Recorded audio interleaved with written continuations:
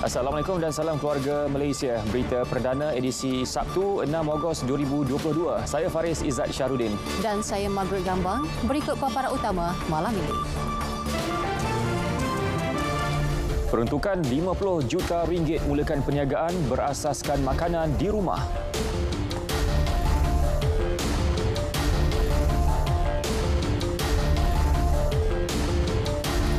Langkah intervensi kerajaan, jaminan sekuriti makanan buahkan hasil.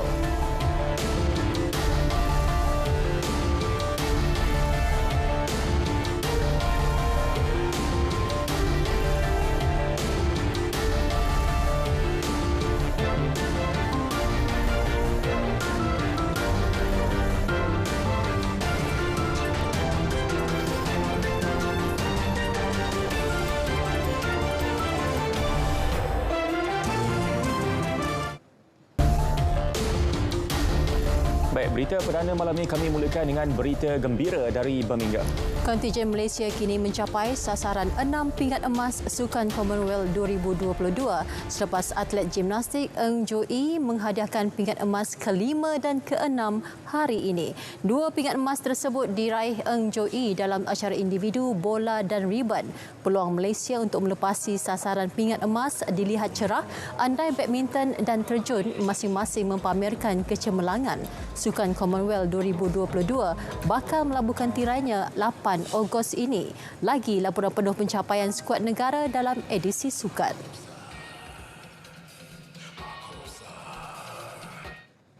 RM50 juta diperuntuk kepada graduan yang berminat memulakan perniagaan mikro berasaskan makanan di rumah menerusi program pembiayaan pemulih New Biz. Sekaligus menyediakan lebih banyak peluang memulakan dan meningkatkan kapasiti perniagaan kepada usahawan dalam kalangan golongan itu. Wartawan Ravin Samugam ada butirannya.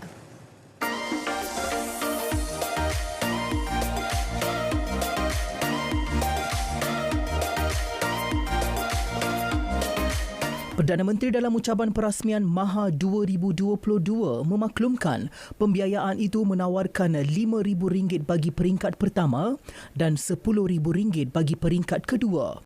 Di bawah program ini, pemohon diberikan moratorium bagi tempoh 6 bulan pertama dan dikenakan 3% kadar keuntungan bagi bulan ke-7 dengan tempoh maksimum pembiayaan sehingga 60 bulan atau 5 tahun.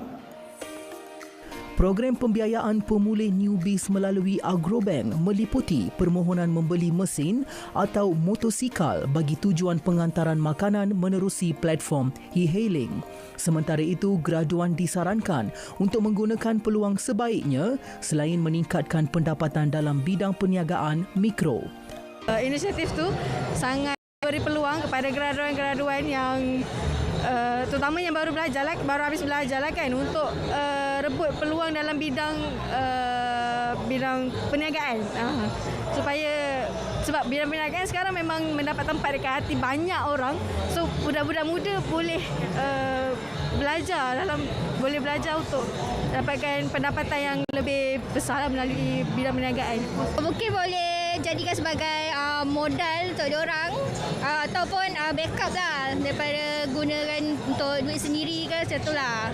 Sebenarnya graduan perlu bertanyalah pada usahawan-usahawan yang telah terlebih dahulu menceburi bidang ni. Pengumuman itu akan meningkatkan pelaburan domestik dalam sektor agro makanan negara dengan penglibatan graduan keluarga Malaysia untuk memulakan perniagaan mikro. Sekaligus inisiatif ini akan menjamin sekuriti makanan negara. Ravin Samugam, RTM.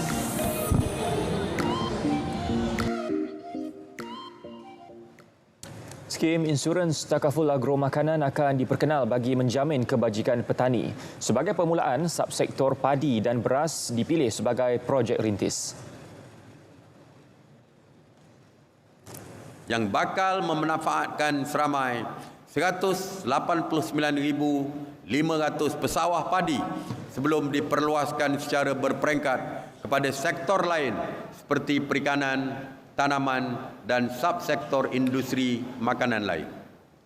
Skim ini bertujuan mengurangkan implikasi keuangan akibat kehilangan hasil tanaman berikutan berlakunya bencana seperti banjir dan kemarau serta gangguan wabak penyakit. Menerusi skim itu, golongan pesawah yang berdepan gangguan produktiviti bakal menerima pampasan. Langkah intervensi dilaksana kerajaan bagi mengukuhkan sekuriti bekalan makanan negara telah menunjukkan kejayaan. Buktinya jelas Perdana Menteri, bekalan ayam bukan sahaja berlebihan, malah harga jualan juga lebih rendah berbanding harga siling ditetapkan RM9.40 untuk 1 kilogram.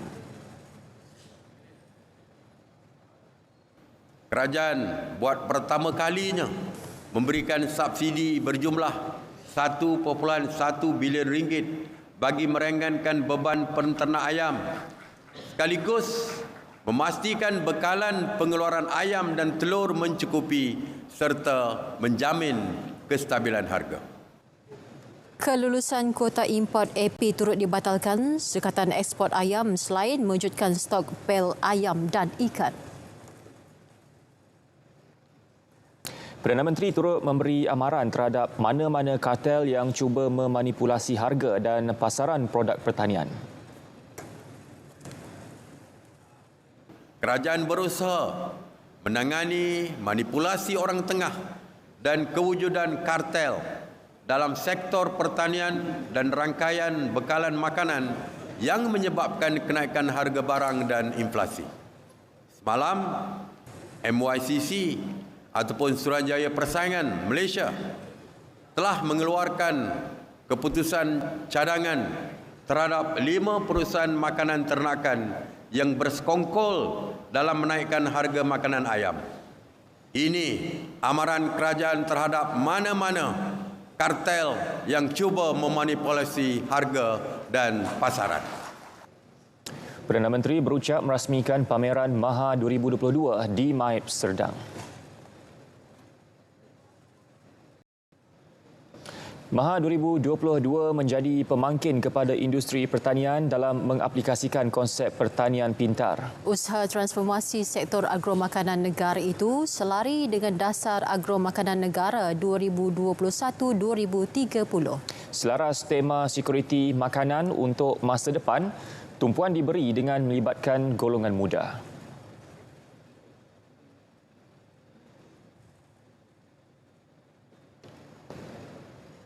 Pemilihan tema MAHA 2022, Sekuriti Makanan untuk Masa Depan atau Food Security for the Future adalah tepat dan selari dengan komitmen kerajaan yang terus memberi tumpuan dalam agenda memperkukuh sekuriti makanan negara. Objektif utama penganjuran MAHA adalah untuk mempromosikan sektor agro makanan dan industri makanan dengan mengenengahkan kepelbagaian produk, kejayaan-kejayaan perusahaan serta pelbagai inisiatif yang diambil oleh agensi-agensi kerajaan dan swasta. Beliau berucap pada majlis perasmian MAHA 2022 di MAIP Serdang. Sepanjang tempoh pelaksanaan rancangan Malaysia ke-12, agenda pemodenan dan pertanian pintar menjadi antara fokus utama memacu sektor agromakanan. Laman perikanan antara yang menjadi tumpuan dalam pameran MAHA 2022. Pelbagai aktiviti menarik disusun buat pengunjung. Antaranya MasterChef Explorers, pameran mamalia akuatik serta pameran hidupan laut dan ikan air tawar. Pengunjung mengakui pameran di laman perikanan memberi peluang kepada mereka menimba ilmu mengenai industri akuakultur.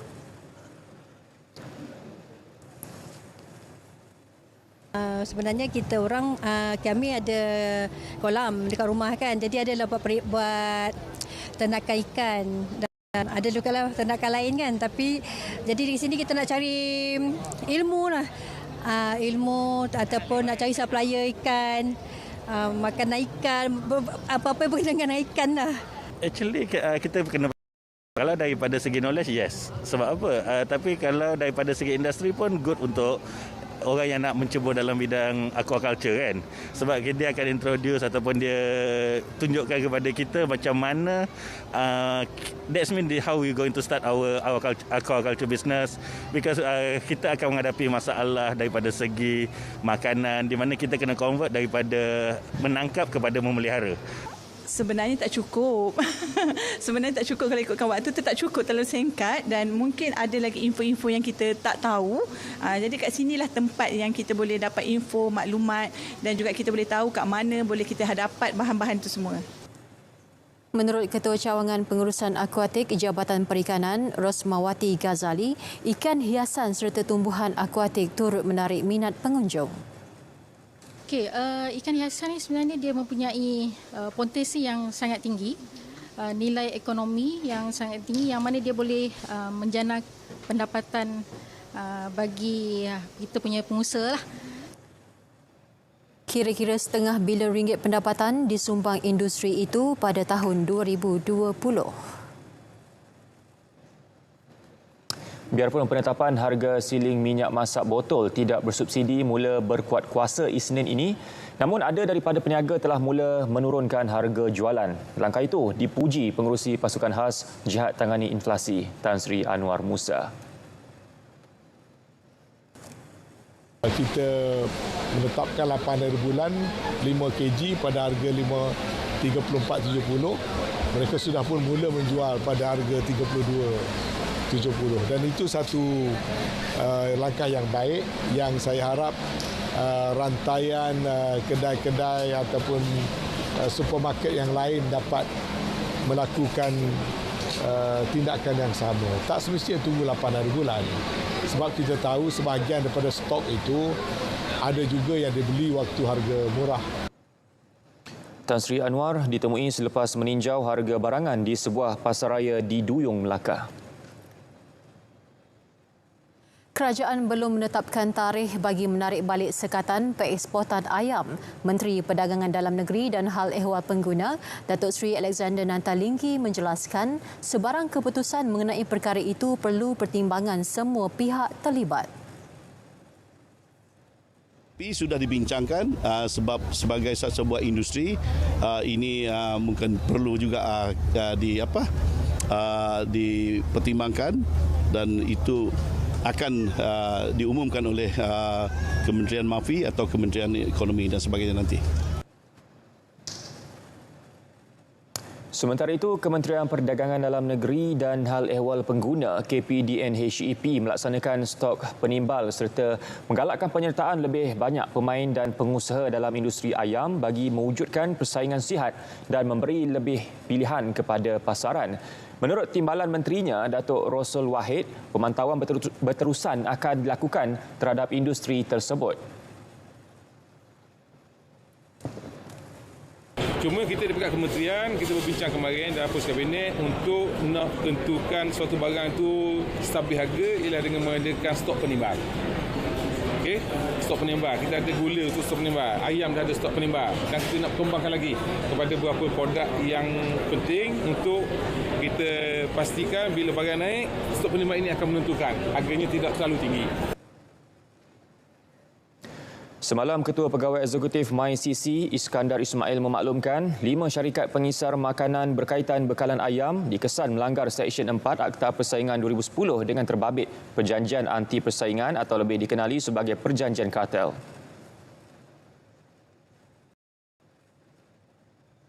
Kementerian Pelancongan, Warisan dan Budaya MOTEK dengan kerjasama Kerajaan Negeri Melaka menganjurkan program Magic of the Night MOTN bertempat di dataran Sungai Melaka. Program berlangsung 3 hari dalam mempromosikan sektor pelancongan negeri Melaka selain mendekatkan masyarakat dengan warisan seni dan budaya tanah air. Langsung bersama Farah Huda Sahiran. Baik, terima kasih. Kali ini saya bawakan warna-warni Melaka untuk anda para penonton Berita Perdana. Dan kali ini kita berlangsung di dataran Sungai Melaka bagi menyaksikan perasmian Magic of the Night, iaitu salah satu program untuk menarik lagi pengunjung sektor pelancongan negeri Melaka khususnya, dan di mana majlis ini akan dirasmikan oleh Yang di-Pertua Negeri Melaka, Tuan Muhammad Ali Rustam. Dan untuk bercerita dengan lebih lanjut berkenaan dengan perkara ini, saya bersama dengan Ketua Setiausaha Datuk Saraya Arbi. Terima kasih Datuk sudi bersama kita pada malam ini.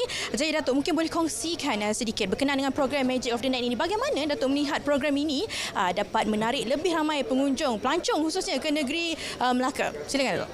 Sebenarnya program Magic of the Night ini kita cuba untuk mengangkat pelancongan budaya sebagai satu elemen dalam menarik pelancong datang ke Malaysia, ya.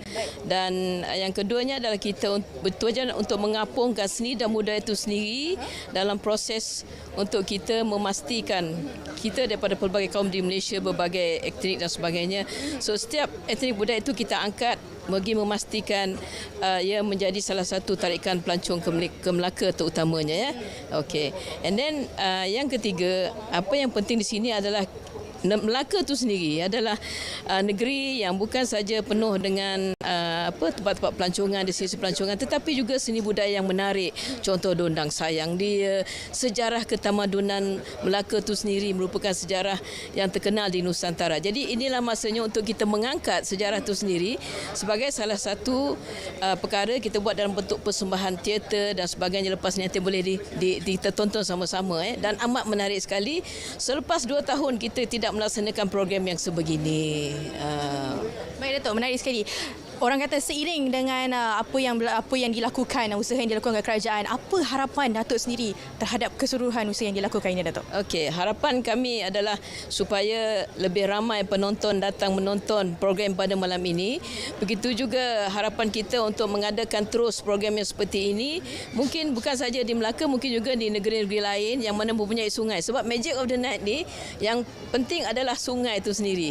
So bila ada sungai, mana kita boleh melaksanakan program ini. Yang kedua adalah supaya saya menyeru kepada penonton-penonton supaya melihat bukan saja di kaca TV tetapi juga di Facebook live kita, di Kementerian Pelancongan Seni dan Budaya. Okey. Datuk, sedikit Datuk sebelum kita berakhir kan, selain Melaka mungkin ada perancangan lain lagi untuk mengadakan program yang orang kata lebih kurang di negeri lain, Datuk. Sedikitlah surprise untuk kami semua. Sebenarnya kami di kementerian ada melaksanakan beberapa program-program yang besar, ya. Malam esok kita ada lagi satu Festival Kota Selatan juga kita laksanakan di sini. Jadi saya menyeru supaya mereka yang ada di Melaka ini ataupun yang belum ada di Melaka, sila datang ke Melaka. Sekarang ini tengah hangat dengan program-program yang besar yang kita laksanakan di Melaka. Dan untuk masa akan datang, seperti mana biasa, kita akan mengadakan majlis rumah sebagaimana kita laksanakan pada bulan 5 yang lalu di Terengganu, yang mana kita boleh menarik lebih kurang 70,000 penonton yang datang. Begitu juga kita pernah melaksanakan program Cita Warna di Kuching pada awal bulan Februari yang lalu. Dan insyaAllah pada masa akan datang kita akan ada lagi program-program yang besar. Contoh permainan tradisional Malaysia yang kita akan laksanakan di Padang Merdeka Kuala Lumpur. Jadi ramai-ramailah datang untuk sama-sama kita meraihkan program tersebut. Baik Datuk, terima kasih di atas perkongsian itu tadi, ya. Sebagai warga Melaka sendiri, datang semua ke Melaka, meriahkan lagi segala festival yang kami adakan di sini bagi memperkasakan sektor pelancongan negara. Dan saya kira sekian sahaja laporan dari saya, Farah Huda Sairan, serta kru penerbitan dari Melaka. Kita kembali semula ke rakan tugas di Angkasa Putih. Silakan. Baik, terima kasih diucapkan atas perkembangan itu tadi. Berita perdana berehat seketika, kembali selepas ini.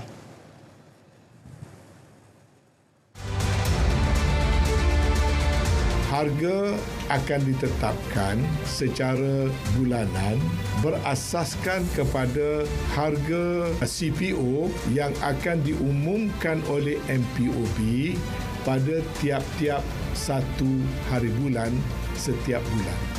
Dan harga itu akan menjadi benchmark untuk menentukan harga retail bagi membolehkan harga maksimum itu ditetapkan pada setiap bulan. Bermakna mulai daripada 8 hari bulan Ogos, minyak masak 5 kg yang pada masa ini dijual dengan harga RM39 ke RM42 lebih kurang, hendaklah dijual pada harga maksima RM34.70.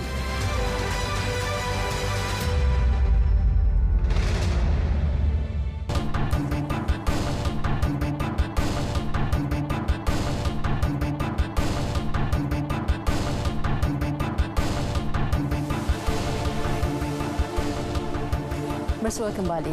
Kerajaan menyasarkan peningkatan nilai jualan syarikat franchise sebanyak RM15 bilion bagi tahun ini. Menurut Timbalan Menteri Perdagangan Dalam Negeri dan Hal Ehwal Pengguna, Datuk Rosul Wahid, nilai jualan syarikat franchise meningkat 9.7% kepada RM14.6 bilion pada 2022 berbanding RM13.3 bilion yang dicatatkan pada tahun 2019. Sehingga kini 1,137 syarikat franchise telah didaftarkan dengan kira-kira 36% adalah dalam segmen makanan dan minuman. 68 syarikat franchise tempatan pula telah berjaya menembusi pasaran antarabangsa dan kini berada di 70 negara.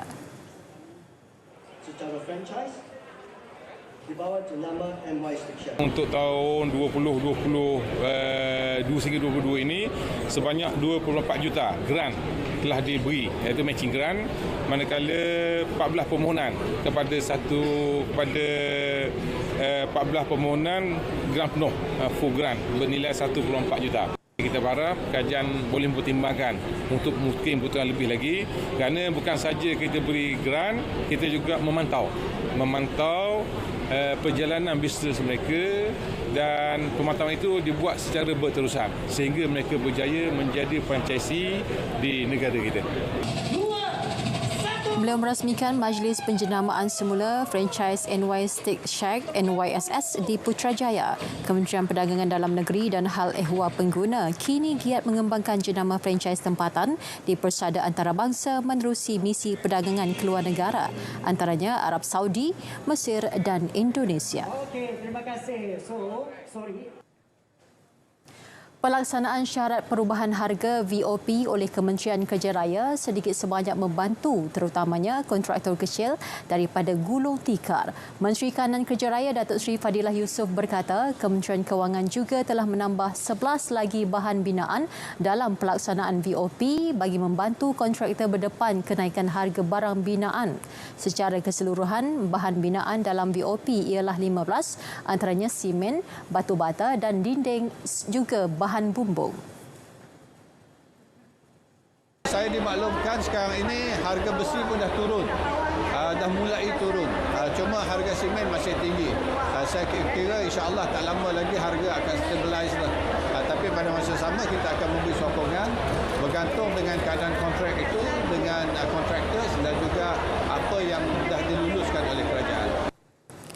Pelaksanaan VOP membantu dalam memastikan projek kerajaan tidak terjejas serta disiapkan mengikut jadual ditetapkan. Meskipun insentif pengecualian cukai jualan kenderaan berakhir 30 Jun lalu, Pro2 menerima permintaan memberansangkan iaitu lebih 24,000 unit pada Julai lalu. Pro2 Alza serba baharu juga menerima tempahan yang tinggi sebanyak 39,000 unit sejak tempahan dibuka untuk model itu. Ikuti laporan disediakan Vimala Kasturi Verasamy.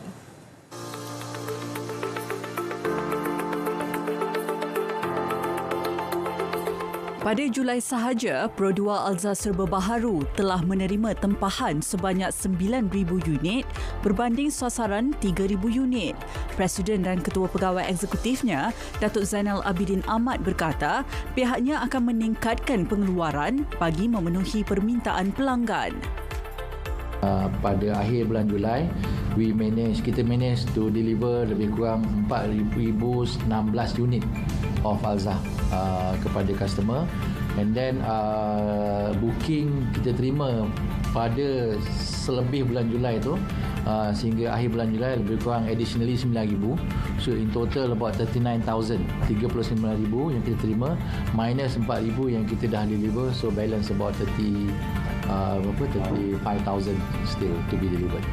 Dan hopefully bulan 9, 10, 11 dan seterusnya kita dapat kata orang tu melakukan production yang lebih stabil. tampil dengan banyak penambahbaikan termasuk sistem keselamatan dan lebih sistematik serta sesuai untuk pemanduan jarak jauh, Pro 2 Alza serba baharu menjadi pilihan keluarga Malaysia. Perdana Menteri Datuk Seri Ismail Sabri Yaakob telah melancarkan Pro 2 Alza serba baru ini pada 2 Julai lalu dan beliau menyatakan beliau sangat tertarik dengan ciri-ciri kecanggihan dan juga dari segi keselamatan terutamanya dari segi pemanduan. Saya telah diberi peluang untuk pandu uji dari Selangor ke Kelantan. Keselamatan itu adalah ciri utama yang saya akan katakan kerana mempunyai sistem brek yang sistematik. Imalah Kasturi Virasami, RTM. Ini Malaysia, tanah airku. Tanah air kita. Ia cukup istimewa. Tanah merdeka. Dari sejarah kita menarah masa, meski bukan perwira, kita juga punya senjata, punya kudrat dan usaha menterjemah semangat itu. Ini solidariti kita. Ini tanda sayang kita.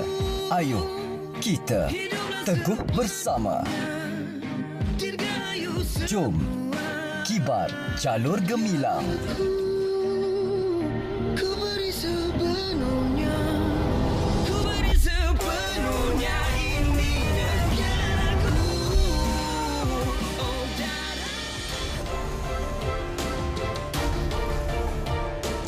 Malaysia terdiri daripada pelbagai bangsa dan budaya serta agama dan juga bahasa. Keunikan itu menjadikan Malaysia menonjol di mata dunia. Ya, untuk menyemai semangat patriotik, perpaduan menjadi kunci utama keluarga Malaysia. Wartawan Fahmi Zaidi ada laporannya.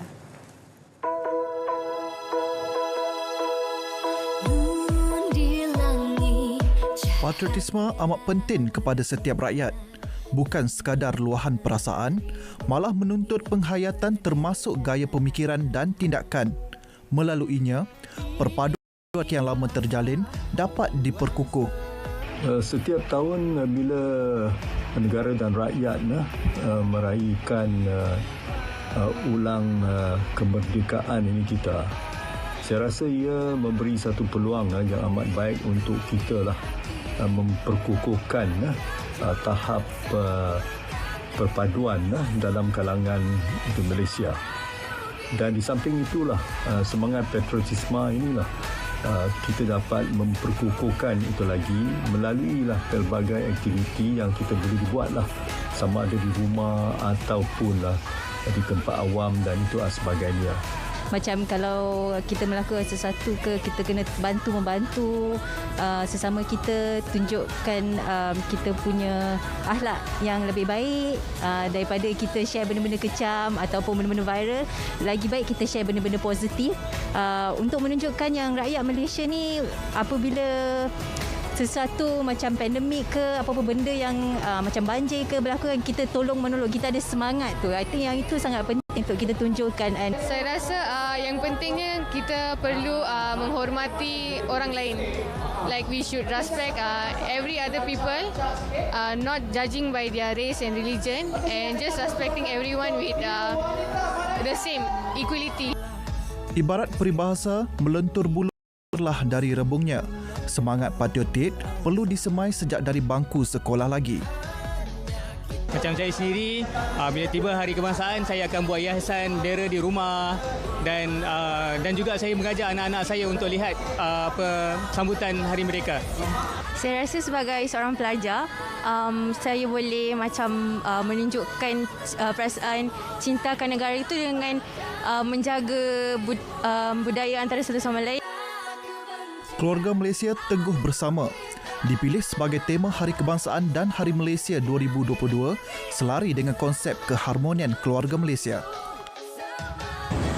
Semangat cintakan negara bukan hanya dilihat pada setiap kali kita meraihkan sambutan Hari Kebangsaan. Ia haruslah seiring dengan tindakan, termasuklah dengan menunjukkan nilai perpaduan sejati bangsa Malaysia. Dan melalui nilai perpaduan tersebut, dapat menjadikan Malaysia sebagai sebuah negara berdaulat. Selamat menyambut Hari Kebangsaan ke-65. Fahmi Zaidi, RTN. Bank ingin mengucapkan selamat menyambut Hari Kebangsaan ke-65. Merdeka! Merdeka! Merdeka! Hai, saya Shiwana Ko. Saya ingin mengucapkan selamat Hari Kebangsaan yang ke-65. Sayangi Malaysia. Okey, saya Muhammad Syafiq Afendi bin Muhammad Rahman ingin mengucapkan selamat Hari Kemerdekaan yang ke-65 untuk Malaysia. Merdeka, merdeka, merdeka. Kami ingin mengucapkan selamat menyambut Hari Kebangsaan ke-65.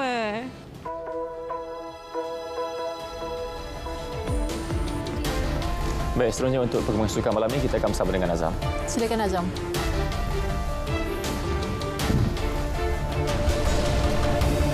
Hari membanggakan buat kontingen Malaysia di Birmingham. Lebaran aksi final Piala FA mula dirasai.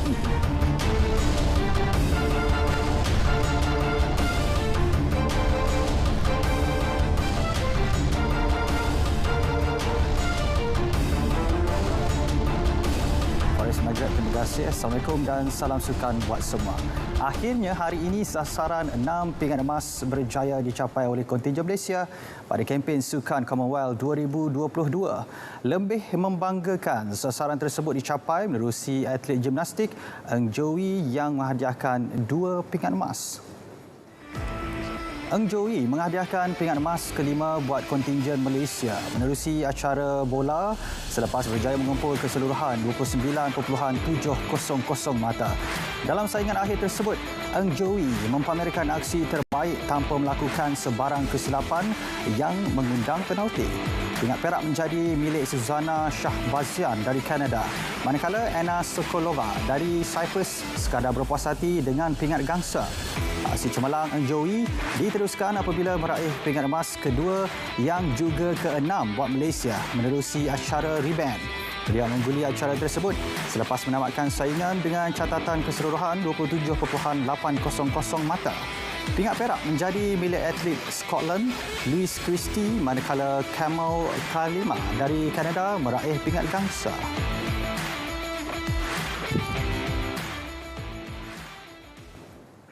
Sementara itu, kem terjun turut menambah koleksi pingat Sukan Commonwealth 2022 buat kontingen Malaysia di Birmingham. Gandingan Nur Dabitah Sabri dan Wendy Eng Yan Yi meraih pingat perak dalam acara 3 meter papan anjal seirama hari ini. Dalam saingan akhir tersebut, Nur Dabitah dan Wendy berjaya meraih pingat perak dengan 299.85 mata. Kedua-dua atlet negara dilihat mampu memberikan saingan yang hebat dan mempamerkan aksi yang menarik sepanjang terjunan berkenaan. Pingat emas acara tersebut menjadi milik pasangan dari Australia, manakala gangsa diraih wakil Kanada. Oleh Eng Yan Yi dan juga Nur Dabitah. Pihak Dabitah Malaysia. Baik, masih perkembangan sama. Trio bowling Padang Negara terpaksa berpuas hati dengan pingat perak selepas tumpas 9-17 kepada England pada aksi final acara triples di Victoria Park, Leamington Spa. Skuad Malaysia pada aksi tersebut dibarisi Nur Ain Nabilah Tarmizi, Syafiqah Haidar Afif Abdul Rahman dan Azlina Arshad. Dalam saingan tersebut, Malaysia memberi tentangan sengit di awal permainan sebelum terpaksa akur kepada pasukan tuan rumah England yang dibarisi Jamie Lynch, Natalie Chasney, Sian Honor dalam perlawanan berlangsung sehingga 17M. Pada aksi penentuan tempat ketiga, New Zealand menewaskan Cook Islands 26-7 sekaligus meraih pingat gangsa. Sementara itu, dalam acara pers wanita, gandingan Siti Zalina Ahmad, Emma Firiana Saroji terpaksa akur pulang tanpa sebarang pingat selepas tewas kepada pasangan New Zealand Selena Gordon dan Kathleen Inge. Penyandang juara pingat emas itu tewas dengan keputusan 15-20 selepas 18 ends permainan. Harapan pingat bagi kem bowling Padang kini tertumpu kepada atlet singles Fairul Izwan Abdul Muin yang akan turun berdepan Gary Kelly dari Ireland Utara dalam aksi separuh akhir. Acara olahraga pada Tamasha Birmingham menyaksikan atlet pecut negara Russell Alexander Nasir Taib gagal menempah tempat ke saingan akhir 200 meter selepas sekadar menamatkan perlumbaan di tempat ke-6. Russell melintasi garisan penamat dengan catatan masa 21.32 saat. Catatan itu lebih perlahan berbanding yang dilakukan ketika menduduki tempat kedua pada pusingan pertama, iaitu 21.13 saat. Pada akhir separuh akhir tersebut menyaksikan atlet England Zharnal Hugh muncul terpantas dengan catatan masa 20.32 saat. Hanya 2 pelari terpantas dalam setiap separuh akhir dan 2 terpantas keseluruhan pada ketiga-tiga separuh akhir layak ke final. Masa dicatatkan atlet kacukan Malaysia-Australia itu jauh dari catatan masa terbaik pernah dilakukan beliau, iaitu 20.77 saat pada kejohanan trek klasik Queensland di Australia pada 2019. Dan berikut adalah carta kutipan peringkat 10 negara teratas pada Sukan Commonwealth 2022 setakat pukul 8 malam.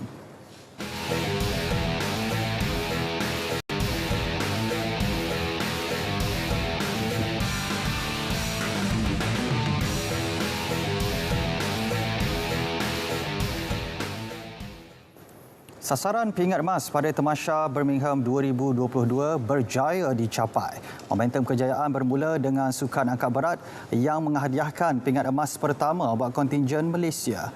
Turut jadi tumpuan pencapaian membanggakan atlet pecut negara Muhammad Azim Muhammad Fahmi apabila mencipta rekod baharu kebangsaan dalam acara 100 meter pada kejohanan olahraga dunia bawah 20 tahun di Cali, Colombia. Kita ikuti sorotan mingguan sukan disediakan Amirul Aizat Muhammad Syafiee. Saksikan. Jago angkat berat negara Anik Kasdan menceriakan kontingen Malaysia pada Sukan Commonwealth 2022 apabila mengungguli kategori 55 kg sekaligus menjadi pingat emas pertama Malaysia. Kejayaan itu mengulangi pencapaian angkat berat pada penyertaan Sukan Commonwealth Gold Coast, Australia 2018 yang menyaksikan emas pertama hadir menerusi sukan tersebut. Kem angkat berat terus membuktikan kemampuan apabila menghadiahkan pingat emas kedua menerusi Muhammad Aznil Bidin selepas muncul juara kategori 61 kg. Misi memburu 6 pingat emas diteruskan kontingen Malaysia di Birmingham dan kali ini giliran badminton menghadiahkan pingat emas ketiga menerusi acara berpasukan campuran selepas menewaskan India 3-1. Lebih membanggakan, kejayaan itu sekaligus berjaya menebus kekalahan pada aksi final Tamasya di Gold Coast 4 tahun lalu. Pada Jumaat, jago powerlifting negara Bonnie Bui Augustin menepati ramalan apabila menghadiahkan pingat emas keempat menerusi kategori lightweight bawah 72 kg. Kejayaan itu menyaksikan Bonnie muncul atlet Malaysia pertama meraih emas dalam acara berkenaan pada Sukan Commonwealth. Ketika tumpuan terarah pada Sukan Commonwealth, atlet olahraga Muhammad Azim berjaya mencuri tumpuan susulan kejayaannya melebur rekod kebangsaan 100 meter pada kejohanan olahraga remaja dunia di Cali, Colombia. Beliau mencipta rekod baru kebangsaan dalam acara tersebut dengan catatan 10.09 saat sekaligus melebur catatan 10.18 saat milik Khairul Hafiz Jantan pada 2016. Di Thailand, misi Malaysia untuk meraih 35 pingat emas pada Sukan Universiti ASEAN di Ubon Ratchathani tercapai apabila berjaya merealisasikan menerusi atlet taekwondo Nurul Hidayah Abdul Karim yang mengungguli acara POMSE individu wanita di kampus Ban Yang Noi. Pelajar Universiti Malaya itu mengumpul 8.383 mata untuk mengetepikan pencabar dari Thailand Tun Sini Mokda yang meraih perak manakala gangsa untuk Ruhil Masri Indonesia. Pencapaian kontingen Malaysia pada Tamasya tersebut boleh dianggap membanggakan kerana berupaya melepasi sasaran ditetapkan itu. Malaysia turut mencipta kecemerlangan pada kempen Sukan Para ASEAN di Solo, Indonesia. Paling membanggakan apabila skuad renang para negara berupaya menghadiahkan 6 pingat emas daripada 8 acara dipertandingkan. Acara memanah juga tidak kurang hebatnya apabila atletnya G Danation menghadiahkan 2 emas acara berpasukan lelaki dan berpasukan campuran sekaligus memperbaiki pencapaian skuad memanah para pada Sukan Para ASEAN 2017. Perkembangan sukan dua roda negara, pelumba muda Kasma Daniel Kasma Yudin cemerlang apabila berjaya mengekalkan kedudukan teratas selepas 3 perlumbaan MSBK yang berlangsung di litar antarabangsa Sepang. Pelumba pasukan Yamaha Gen Blue Racing Team ASEAN itu berjaya meraih podium pertama bagi kategori 1000cc dalam 2 daripada 3 perlumbaan berkenaan. Amirul Aizat Muhammad Syafiee, RTM. Beralih ke saingan Piala FA, Johor Darul Takzim JDT mengesahkan tiket ke final kejohanan selepas menewaskan Penang FC 6-1 di Stadium Sultan Ibrahim Iskandar Puteri. Hat-trick pemain muda Arif Aiman membantu kemenangan bergaya Harimau Selatan dalam aksi tersebut. JDT memanfaatkan aksi di laman sendiri dengan sebaiknya, malah tidak berdepan masalah pendominasi permainan, manakala Penang FC dilihat lebih banyak bertahan dan mengharapkan serangan balas. Gol pertama tuan rumah muncul pada minit ke-19 menerusi Berson da Silva menewaskan Hafizul Hakim sebelum Fernando Forestieri mencetak gol kedua JDT. 3 minit babak kedua bersambung, Arif Aiman yang menerima hantaran Forestieri meledak rembatan untuk gol ketiga. Pemain kebangsaan itu sekali lagi muncul penjaring pada minit ke-51 melalui rembatan padu. Jaringan sagu hati pelawat dihasilkan Lucas Silva pada minit ke-54. Hat-trick Arif Aiman muncul pada minit ke-61 selepas menerima hantaran daripada Berson da Silva untuk JDT selesa dengan 5-1. Masuki masa tambahan, giliran Syahmi Safari pula melengkapkan pesta gol Harimau Selatan dengan jaringan ke-6. Kemenangan bergaya itu mengesahkan tiket JDT ke pentas akhir Piala FA. Nanti JDT di final, pemenang pertemuan antara Terengganu FC dan Selangor FC malam ini.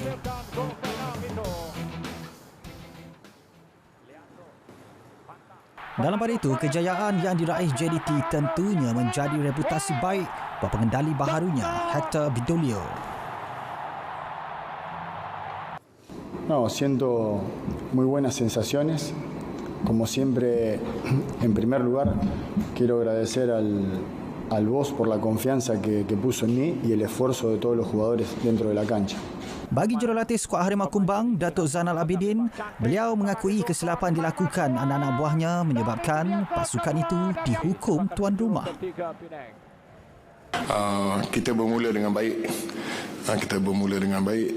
Sehingga saya rasa minit yang ke-20 kita membuat satu kesilapan yang telah memberi pasukan lawan menjaringkan gol. Dengan sebelum itu mereka bertahan begitu baik dan membuat serangan-serangan counter, tetapi malangnya lebih banyak lagi tindakan-tindakan sendiri ataupun kesilapan sendiri telah dipunish. Saudara, sebentar tadi telah masuk waktu solat fardu Isyak bagi wilayah Persekutuan Kuala Lumpur dan kawasan-kawasan yang sama waktu dengannya. Selamat menunaikan solat fardu Isyak. Baik, kita ke perkembangan aksi Liga Perdana Inggeris. Arsenal memulakan musim baharu dengan langkah kanan selepas menewaskan Crystal Palace 2-0. Kejayaan itu menebus permulaan buruk skuad The Gunners yang tewas pada aksi pembukaan musim lalu ketika menentang Brentford. Dalam perlawanan tersebut, skuad kendalian Mikel Arteta memulakan aksi dengan baik apabila tandukan pemain sayap Gabriel Martinelli meletakkan Arsenal di depan pada minit ke-20. Tersentak dengan jaringan itu, Crystal Palace bangkit menggandakan asakan, namun keampuhan benteng pertahanan Arsenal berjaya menghalang gawang daripada dibolosi. Babak kedua menyaksikan Crystal Palace terus mencari gol penyamaan, namun sebaliknya berlaku apabila kesilapan pemain pertahanan tuan rumah Mark Gehi menyebabkan gol sendiri pada minit ke-85. Kedudukan 2-0 itu sekaligus meletakkan Arsenal selesa sehingga tamat permainan. Selepas ini Arsenal dijadual menentang Leicester City pada perlawanan kedua minggu depan.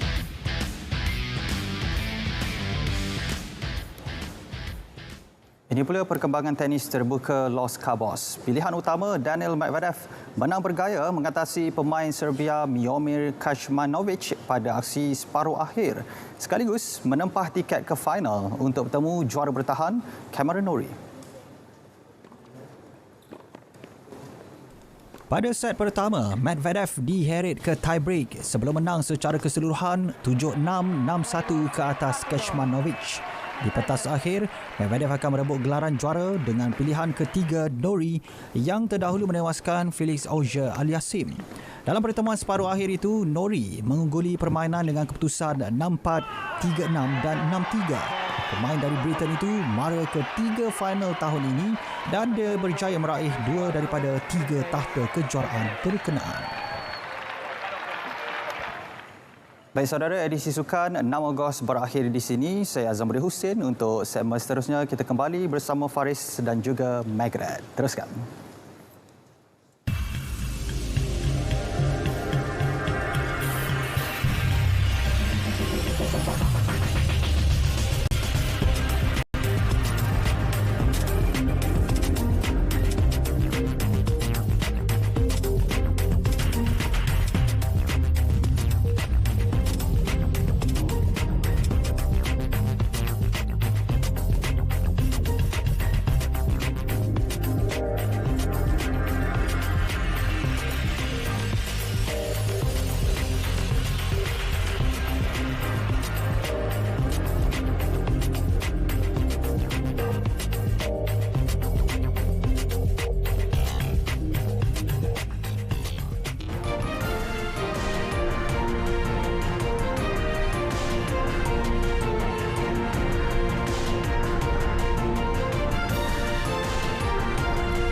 Sekurang-kurangnya 15 terkorban dalam serangan tentera rejim Israel di Palestin. Sama seperti skrip dimainkan sebelum ini, negara haram terbabit mendakwa serangan dilakukan sebagai usaha memerangi keganasan. Lagi perincian dalam rangkuman dunia, saksikan. Serangan roket bertubi-tubi dilepaskan di Gaza. Antara yang maut, kanak-kanak perempuan berusia 5 tahun. Serangan turut mencederakan 75 yang lain. Rejim turut mendakwa telah membunuh seorang komander tertinggi kumpulan militan Palestin yang didakwa bertanggungjawab atas beberapa siri serangan di Israel. Susulan itu, kumpulan pejuang bertindak balas dengan melancarkan lebih 100 roket. 10 termasuk 3 kanak-kanak maut dalam kebakaran sebuah rumah di Pennsylvania, Amerika Syarikat. Menurut polis, kanak-kanak yang terkorban berusia 5, 6 dan 7 tahun. Manakala mangsa lain berusia antara 19 hingga 79 tahun. 3 individu dewasa terselamat dalam insiden. Kebakaran memusnahkan sepenuhnya kediaman terbabit. Punca kejadian masih disiasat. Susulan lawatan Speaker Dewan Perwakilan Amerika Syarikat Nancy Pelosi ke Taiwan, Beijing mengenakan sekatan ke atas pemimpin terbabit dan saudara terdekatnya. Turut ditamatkan rundingan mengenai perubahan iklim dan kerjasama mengenai penghantaran pulang pendatang tanpa izin. Selain itu, bantuan berhubung usaha memerangi jenayah rentas sempadan dan penyeludupan dadah dengan Amerika turut digantung. Perkara itu diumumkan Kementerian Luar. Lawatan Pelosi memberi tamparan hebat kepada dasar satu China yang menjejaskan keamanan dan kestabilan di Selat Taiwan.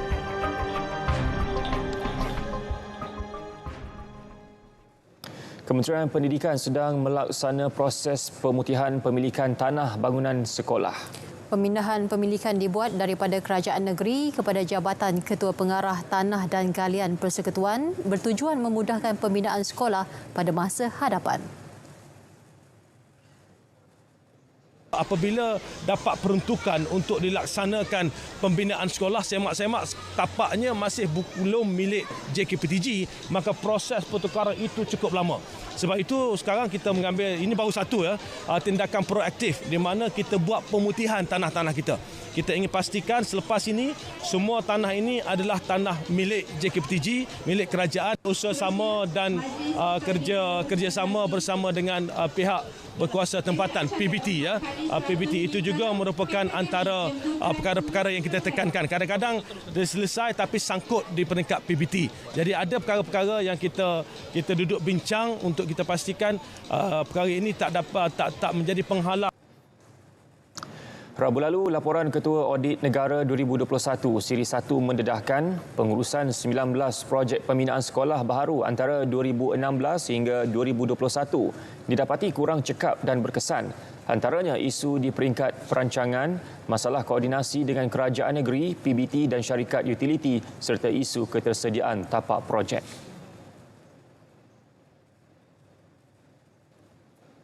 Selepas kali terakhir diadakan pada tahun 2018, pasti ramai tak sabar untuk ke pameran Maha 2022. Ya, bagi yang belum sampai, Ronda-Ronda Keluarga Malaysia akan kongsikan kepada anda keunikan pameran pertanian hortikultur dan agropelancongan terbesar negara. Saksikan.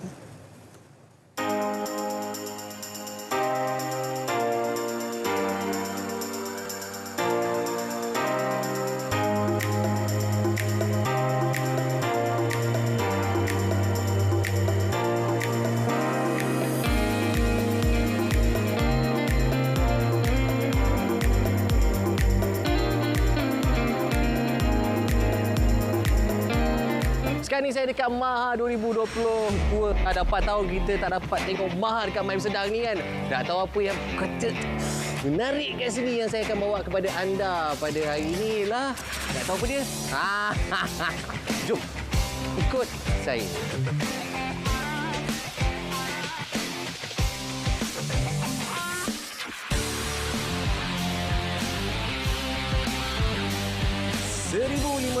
Gerai pameran tersedia dengan jangkaan kehadiran 100,000 pengunjung sehari. 8 laman menanti pengunjung. Antara pertanian dan peternakan dengan 22 segmen tarikan tersendiri.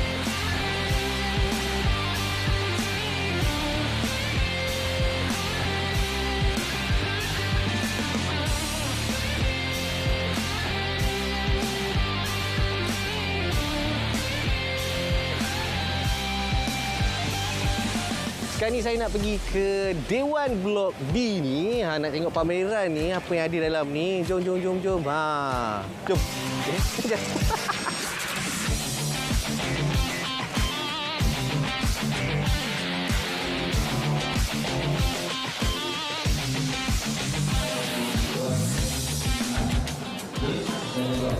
Dekat Blok D ni macam-macam pameran ada, terutamanya dari segi pertanian, agrotech lah, macam-macam lagi lah. Anda boleh datang sini. Saya pun nak tengok tu. Saya akan bawa ke anda. Sebelum datang sini, tengoklah apa yang ada kat sini.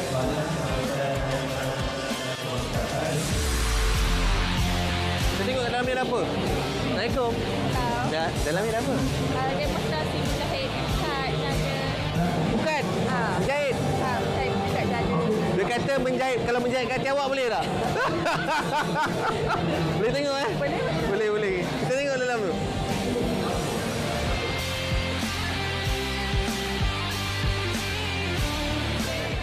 Ini konsep untuk perempuan. Lelaki tak boleh. Bengkung. Lelaki boleh pakai bengkung tak? Lelaki boleh pakai bengkung tak? Oh, pakai ni? Kalau pakai bengkung, respect. Bengkung.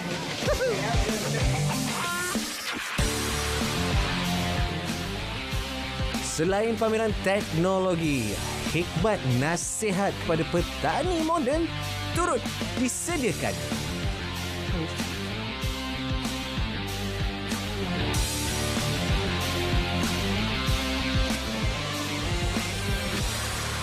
Hui, besar ni nak drone tu.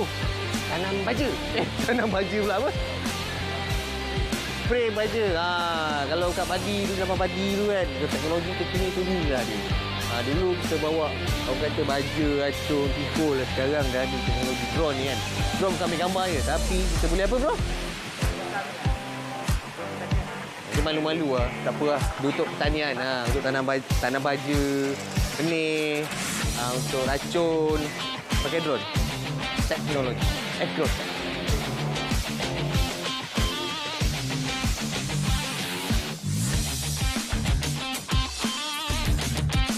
Tadi kita dah pergi tengok dekat agrotech kat Dewan D tu. Sekarang ni saya nak kat luar pula, nak tahu kat mana yang kat luar nak kongsikan pada.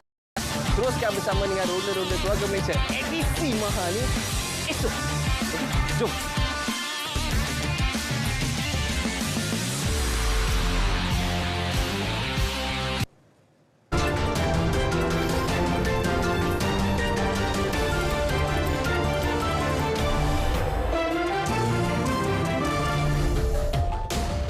Aksi seorang lelaki yang membelai seekor buaya menjadi buah mulut warga maya. Yang kita saksikan dalam segmen Hashtag. Seorang lelaki dirakam membelai seekor alligator dan menyuapnya dengan makanan. Aksi bersahaja persis memberi makanan kepada haiwan peliharaan itu mendapat perhatian warganet. Ia dipercayai dirakam di Florida, Amerika Syarikat. Video dimuat naik dalam Twitter Hood Famous TV dan mendapat lebih 5 juta tontonan.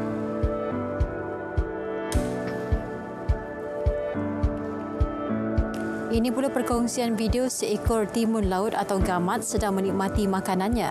Video dikongsi akaun Twitter Pegawai Indian Forest Service Susanta Nanda. Gamat mempunyai mulut dikeliling sesungut, bertindak sebagai tangan untuk mendapatkan makanan.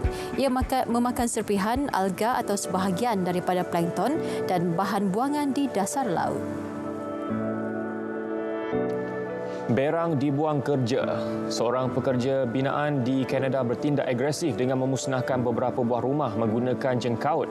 Tindakan lelaki berusia 59 tahun itu dirakam di Muskoka Marina, sebuah lokasi percutian popular di Ontario. Akibatnya, dia didenda sebanyak $5,000 Amerika selain berdepan pendakwaan.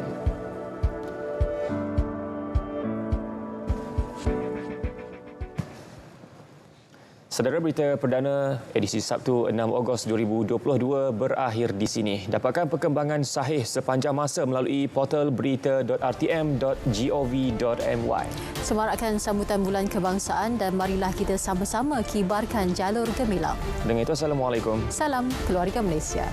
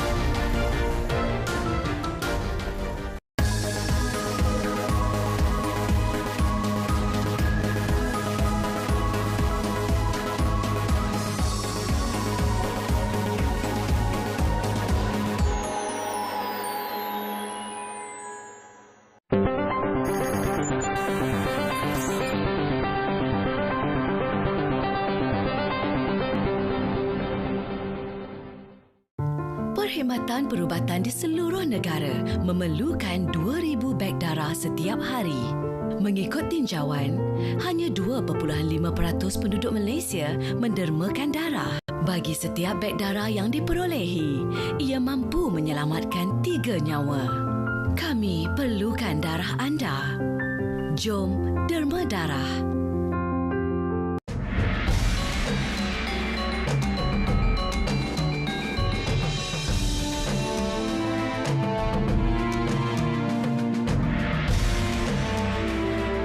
Pada hari ini dalam tahun 1831, peristiwa Perang Nanning telah meletus antara pihak British dengan 4,000 angkatan tentera yang dipimpin oleh penghulu Dolside. British yang diketuai oleh Kapten Willie dengan dibantu oleh Lieutenant Milnes dan Lieutenant Bagby bersama 150 orang sepoi tidak menduga bahawa penghulu Dolside mampu mengumpulkan askar yang begitu ramai. Mereka diarahkan oleh Governor Robert Ibbotson untuk menawan tabuh tempat kediaman dan pusat pentadbiran penghulu Dolside dan mengambil alih pentadbiran Nanning. Penghulu Dolside yang mendapat sokongan daripada sebahagian besar pemimpin tempatan seperti Datuk Kelana Sungai Ujong, penghulu Linggi, penghulu Gemencih dan Raja Ali dari Rembau berjaya mempertahankan kedaulatan Nanning selepas 18 hari bertempur. Kepintaran penghulu Dolside mengatur strategi mengejutkan British. Pihak musuh berlabuh di Sungai Petai pada 6 Ogos 1831 dan masuk ke Nanning melalui kawasan hutan. Penghulu Dolside yang dapat menghidu taktik ini mengarahkan anak buahnya untuk menutup jalan-jalan tersebut dengan menumbangkan pokok-pokok kayu.